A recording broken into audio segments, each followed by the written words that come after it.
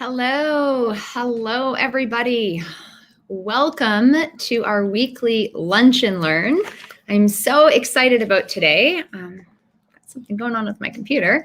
And today we're talking about money blocks that are standing in the way of your success. So let me just fix my computer. Something's funny with the way it's propped up. That doesn't seem to be working. Sorry to make you dizzy. Okay. I think that's better.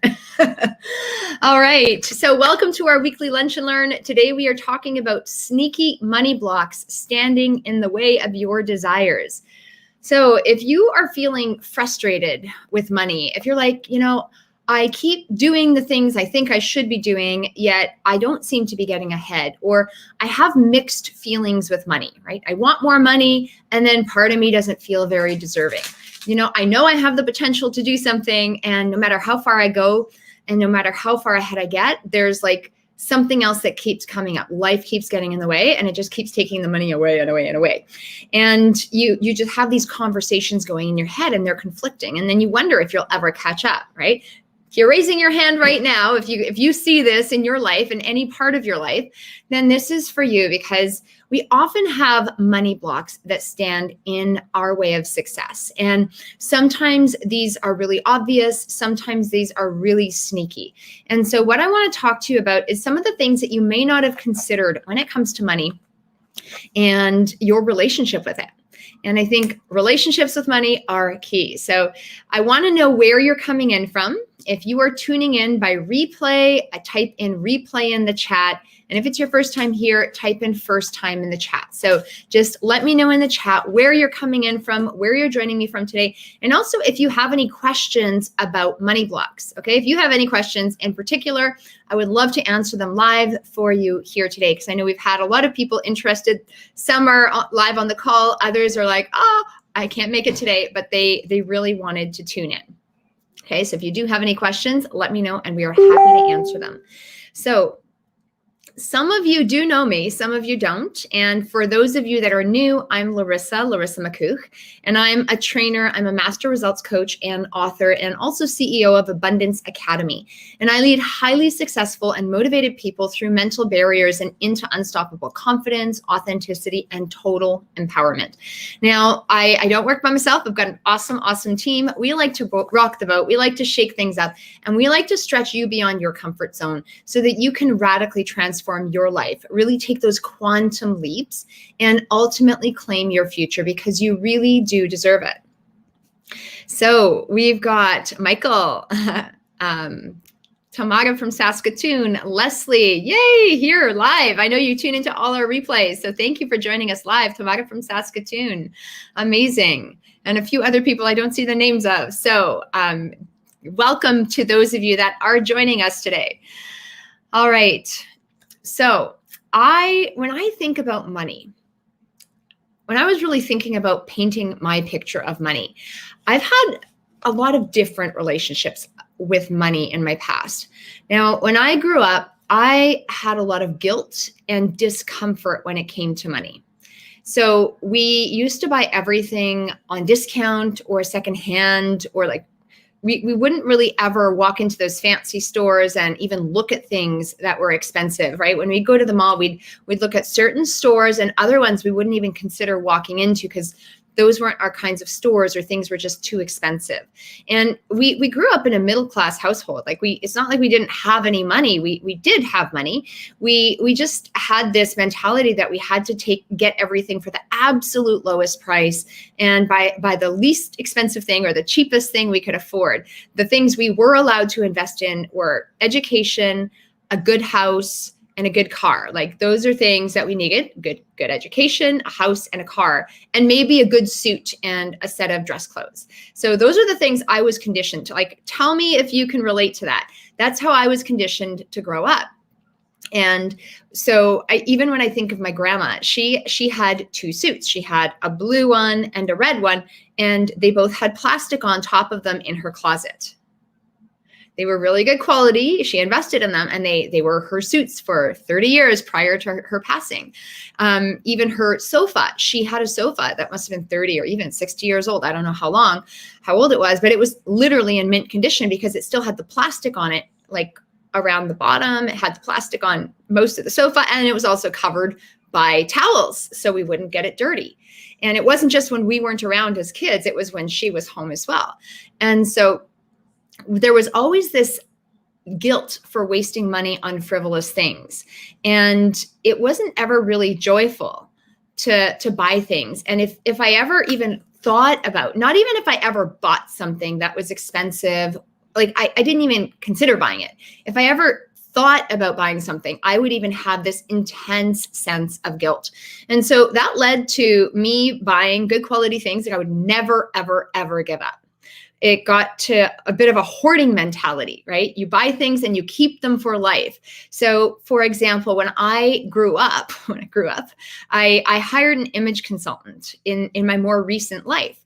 And I had her do a body analysis, color analysis. And then I had her do a wardrobe clean out because she said, you should probably get rid of some stuff to create some space for the new stuff that we're going to buy as we work together. Because I had worked in a Pilates studio. I had a lot of workout clothes. We went to a lot of parties and events. So I had a pile of dresses, but I didn't really have any business clothes or in between day-to-day clothes because that just wasn't part of my world. And so she came and did a closet clean out. And I remember as I was sitting there with her, I held up each piece of clothing and I had a story attached to each piece of clothing. I knew how much I had paid for it. I knew who I was with. It was like this whole emotional thing.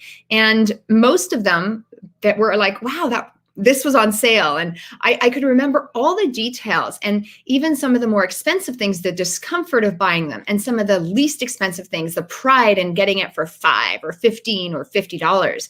And there was a lot of paradigms that came out that day. And I'm really, truly grateful for that day, not just for the new wardrobe that came after, however, just to realize how powerful some of those paradigms were, because I kept talking. I knew I was doing it and I couldn't stop that day.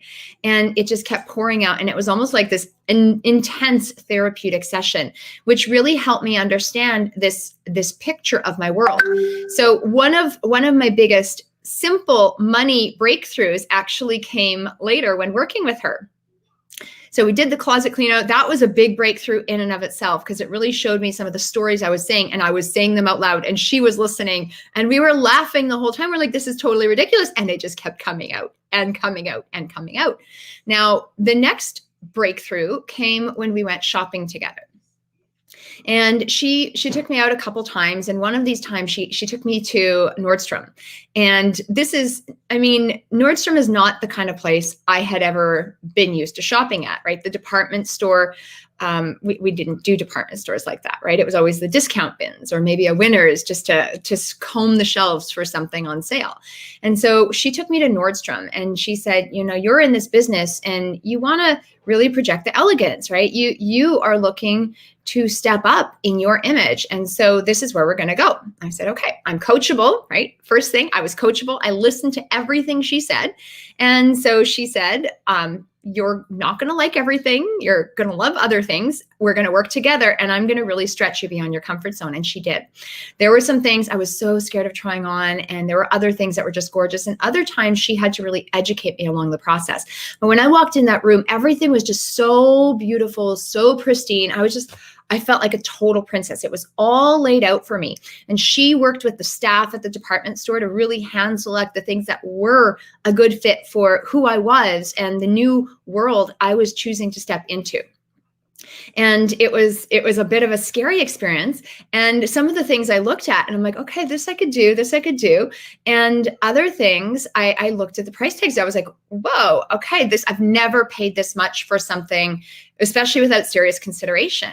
And so she was great because she got me to invest in some really key higher level pieces that I was never comfortable even looking at. And then there was other things that were cheap and cheerful that were a really great addition to my wardrobe.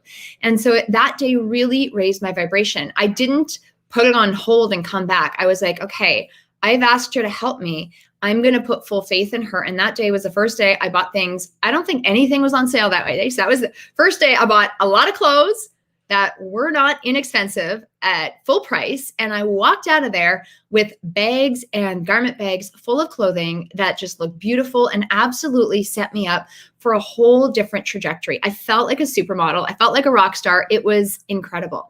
And Leslie's saying therapy that results in a whole new wardrobe is good therapy. And it wasn't even about the shopping, right? Sometimes we buy things just to feel better. And this time it was literally the whole package. It was the mindset work I had done on my own. It was the mindset work I had done with her in terms of even going shopping and stretching myself beyond my boundaries, and also being willing to be coachable, trust the process, and just make a decision right there.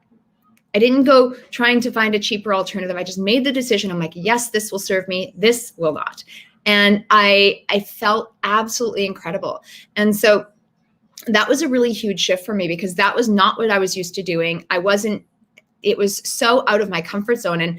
And looking back, it was one of the most joyful experiences because I had the courage to step up. I've gone shopping a whole lot since then. I bought some even more expensive things since then. I've had some beautiful experiences. That very first time, it's like the first time you go on a really good date, right?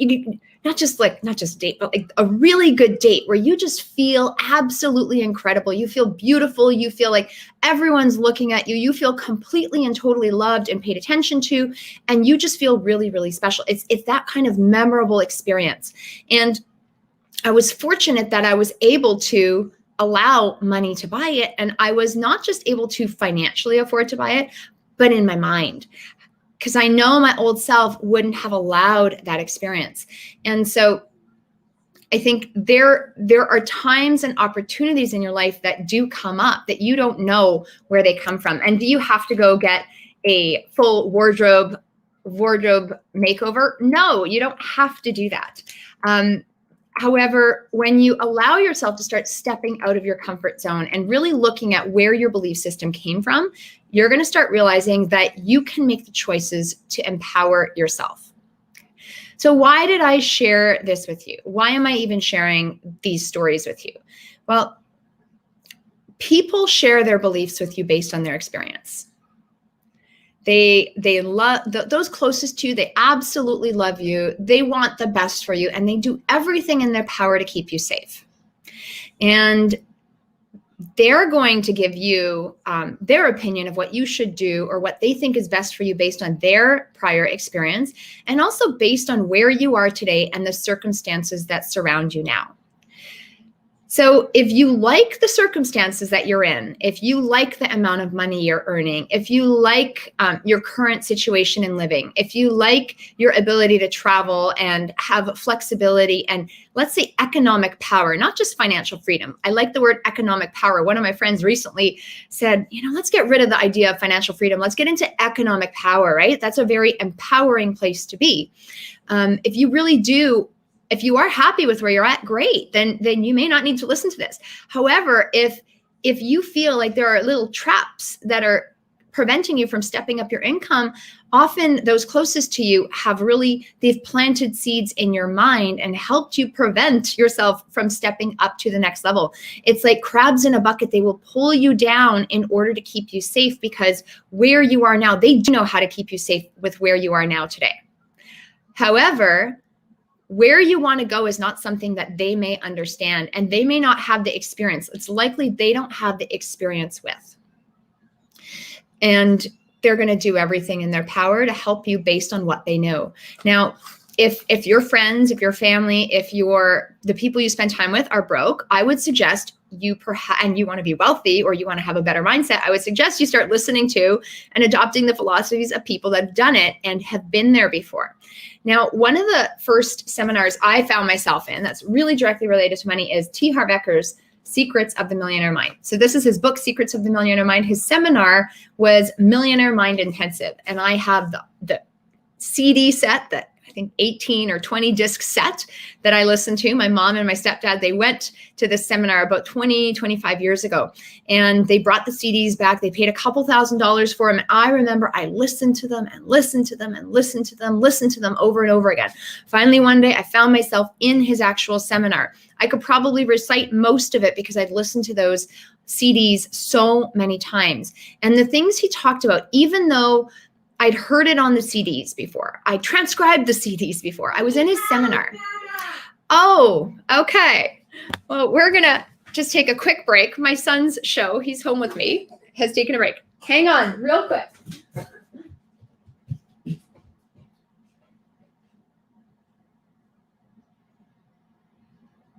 Here, how about I give it to you on my phone? Come on my phone. No, I don't want to. Well, you get my phone, monkey. Do you want your phone or do you want no show? Okay. All right. There we go. He's in a Peppa Pig mode right now. In the other room, please. So I remember going to that seminar. I love my son. He's very, very patient today. So monkey, can I turn that volume down a bit? Bring it back, please. Yeah, I'll give you a stand. Bring it back and I'll turn the volume down. Okay. So yeah, economic power. I love the comments. Economic power is a boss babe phrase. Absolutely. Can you guys tell me in the chat if this is too loud for you? Is this too loud for you? Lukian, приходь назад. Lukian, we'll have to turn it off. I can't hear myself. Bring it back, please. Oh my goodness. Okay. Drama, drama, drama. One more sec.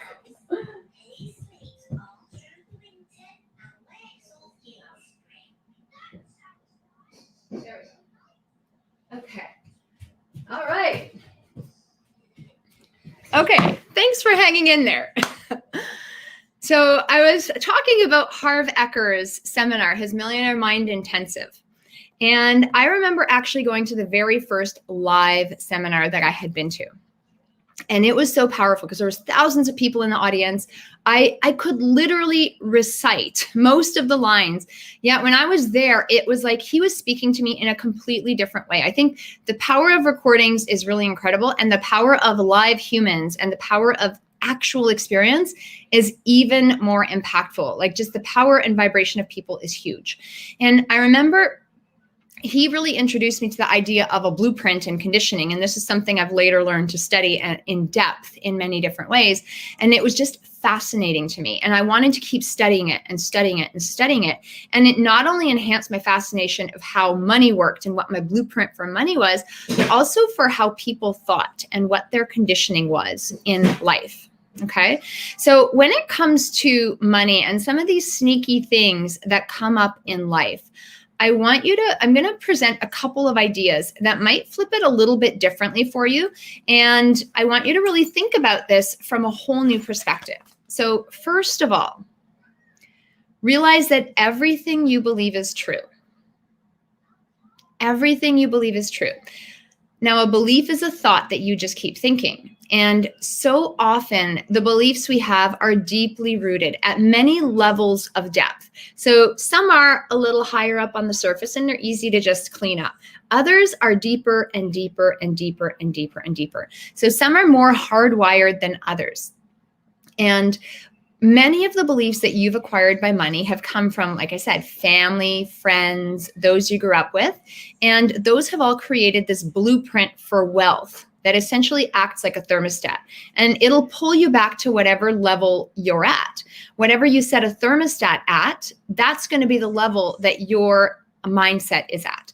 Whatever your financial thermostat is set at, that's going to be your threshold. So let's say your financial thermostat is set to $100,000. Well, chances are that's set for you. That's been conditioned probably by your parents. Maybe your parents earned 100,000 or the equivalent of 100,000 back in the day, or your grandparents, or from the belief systems that you've got from all of those things that you've learned in order to earn that 100,000.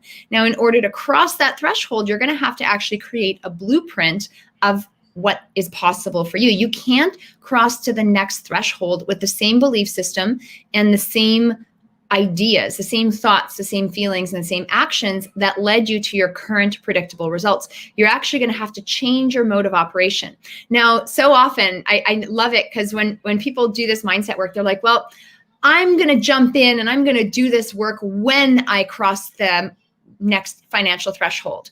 And when I earn this much money, then I'll invest in myself. Then I'll spend the time. Then I'll go on the vacation. However, until you actually start living like it and start believing like that person and start operating like that person, you're not going to create the conditions to become that person. So essentially, your thoughts and your blueprint really comes from specific instances that you experienced when you were young. So maybe there was a one-time event. I remember Tony Robbins talks a lot about a one-time event that was really powerful for him. And he was young, and one of his stepfathers, he had many stepfathers, someone knocked on the door and his stepfather opened it, and someone was bringing them a Thanksgiving Day basket to the door because their family didn't really have money. And his father was really offended. And Tony's thinking, oh my gosh, this is amazing. We have no food. Let's take it. And his father was really offended, and they ended up leaving this basket. And that moment of kindness, instead of looking at it as a debilitating experience like his stepfather had, Tony had actually flipped the experience and used it as a driving force to change his financial blueprint and change the destiny he chose for himself. So specific incidences that happen when you were young, they can either fuel you forward or move you back. But that is one key place and one key way that your financial blueprint really, really is set. So think of one-time events. Maybe there's something that happened in your family. Maybe there's something that you saw someone experience in your family, maybe a financial turmoil of some sort, or maybe someone did really well in their business and then it absolutely fell and it led you with a fear of pursuing business. So whatever those specific instances were, those can be very powerful to create and add to your blueprint. The other thing is that really, really leads to conditioning is how you were verbally programmed. So the things that were said to you, the things you heard, maybe you saw them on TV, maybe they were things your parents or grandparents or others around you said, like money doesn't grow on trees, rich people are greedy. So if you have any ideas of some of these typical phrases that you heard, I want to hear them in the chat because these are very common. So share that in the chat. These are really common things that so many of us have. I know one of the ones that we got was, there are starving children in Africa. Why would you finish all the food on your plate? There's starving children in Africa. You've got to always finish everything. You can't be wasteful. So there was this element of wastefulness. Or if you earn too much money, people will think you're selfish. Is that really necessary? Love that, Leslie. Is that really necessary? I'm assuming you had that little emphasis, or what a waste of money. Absolutely. So these are all things that we hear. And I'm going to just say cancel, cancel, cancel. So these may have been thoughts that you've had. You can cancel them moving forward in the future. However, if these things that you say, if you don't cancel them out and you don't combat them, if you don't let them go, if you don't detox them from your world, they're going to haunt you and they're going to stay. And then the third thing that really conditions you is what you saw modeled for you. And so what you actually saw from others. So how did you actually see your parents sitting down and discussing their finances? Or did you see them spending all their money? Did you see them struggling? Did you hear them struggling? What was modeled for you? What was the example that was set? And those are three really powerful things in terms of what you experienced, what you heard, and what you saw in your youth, or even in your prior life. And essentially, these are things that we look at in the Thinking into Results program, in our breakthrough sessions that we do one-on-one with clients, and other programs that we have at various levels of intensity, because these three things specifically are really, really key. The thing is, your past doesn't dictate your future. Your past doesn't dictate your future, and it doesn't have to create your reality. You really can change your perception of the situation at hand. So, for example, I remember growing up fearing debt. I used to think debt was really bad. You could only have a mortgage, and you still wanted to put as much down and never have any kind of debt, because then you paid interest. And I always thought interest was a bad thing. And then I actually met people that built multi-million-dollar companies because they had access to debt, because they had a few credit cards and they were able to charge some of their initial business expenses on those cards. Now, for me, this was backwards, especially because some of those cards for them were 20%, and that just didn't sit right. It made me sick to my stomach. However, when you really look at it, debt can be a huge asset. In many cases, if you have access to a line of credit, the interest rate is like 2 to 4%. Sometimes you can even earn more on investments. And if you use that money wisely, then you're going to earn more on that debt than actually having that debt. And so using debt wisely is a real big key. That was something I had to really wrap my head around, looking at the risk versus the reward and what truly is more meaningful for you. And often if you choose to invest and you do everything that is required and you play full out, you give it your all, you will actually have to try to fail in order not to move forward ahead, right? When you use debt wisely, you can access opportunities you otherwise wouldn't have. And so for me, that was one way of thinking about it, in terms of your past not having to dictate your future, because my past self would have never even been open to that. And one of my first businesses that I actually had, I didn't have the money for, and I had to ask my father for a loan. And for me, this was a big learning opportunity, because I was so afraid of even asking him. However, I asked him, he said, sure, no problem. And I was shocked at that in the first place. And then I wrote up paperwork. I wrote up a whole promissory note for him.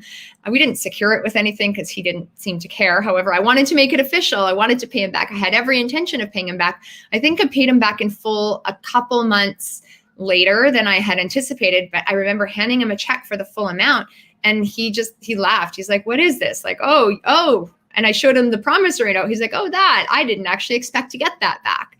And so you never know where opportunities come from. And sometimes you need to be willing to take those scary leaps to move you forward, because I learned so much in that business. I was able to pay him back in full. And it was such an empowering experience, because that was actually one of the first times I was able to use debt to move me further ahead and to purchase opportunities I didn't have access to at the time.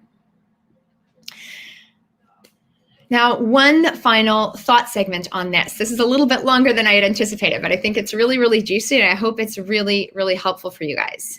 And Leslie, I love, Leslie, how you said investing in my business and myself and my future has been awesome. And how many opportunities do people miss saving up for an opportunity? Yes, I talk to people all the time in this line of work, and I've talked to them, and recently I even spoke with someone, and we've had conversations. We have a conversation every 6 months, every year. And so often those that want an opportunity and just don't take the leap, you talk to them 3 months, 6 months, a year later, and they are in exactly the same position, often worse, financially, physically, emotionally, in their relationships. And things don't change because they almost made the change. They chose not to make the change. And until they actually do make the change and take that leap, nothing ever does change. And you don't know what that leap is going to be for you. So that was huge. So thank you for sharing that, Leslie. So my final thought, everything is energy. The world is in constant motion, and it works by law. Now, these laws govern how the world operates, and you've heard of the law of attraction, although you may not know it or really understand it. It's not important whether you understand that law. However, you need to know that laws work with the same person in the same country, in different countries, anywhere in the world.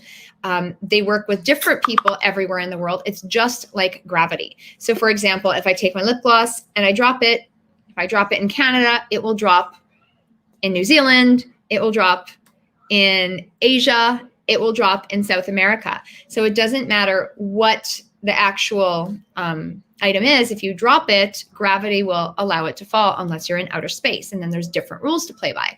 So we have things like the law of perpetual transmutation of energy, which says energy is always changing form. So you've seen an ice cube turn to water and turn to steam. Right there, that's an example of the law of perpetual transmutation of energy. There's the law of vibration, which says everything vibrates. There's the law of relativity, which shows what things are in relation to one another. It says nothing is big, nothing is small.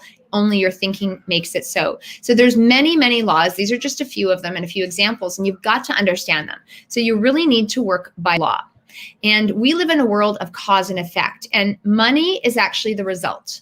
So if you're writing notes, I want you to write that down. Money is the result. So the world of cause and effect says, I will put some cause into motion and then something will happen as an effect. Now, money is a result of your thinking. Lack of money is never a problem. Lack of opportunity is never a problem. Lack of resources is never a problem, because there are other people in this world that have money, opportunity, time, resources. Those are a symptom of what's going on underneath. Okay, so whether your challenges are not having enough money, whether your challenges are spending too much money, whether your challenges are fighting over money, whether your challenges are feeling guilty over money, whether your challenges are even hoarding money. I know people that earn lots of money. They earn millions of dollars a year and they won't even spend $20 on a new t-shirt because they still have old ones in their closet that are good enough, right? They kind of want to, but they feel guilty. So to change your world, you've got to change what's underneath, because that's what's going on in here. And in order to change your outer physical world, you actually have to change that inner world, and you've got to choose to live by law. Now, there's one law, the law of compensation, that says your income is in direct proportion to the need for what you do, your ability to do it, and the difficulty there is in replacing you. And I think this is really beautiful, because this allows everyone to step in to receive the compensation that they are open to, that they are entitled to. Because if there is a need for what it is that you do, if you have an impeccable ability to do it, you will be irreplaceable.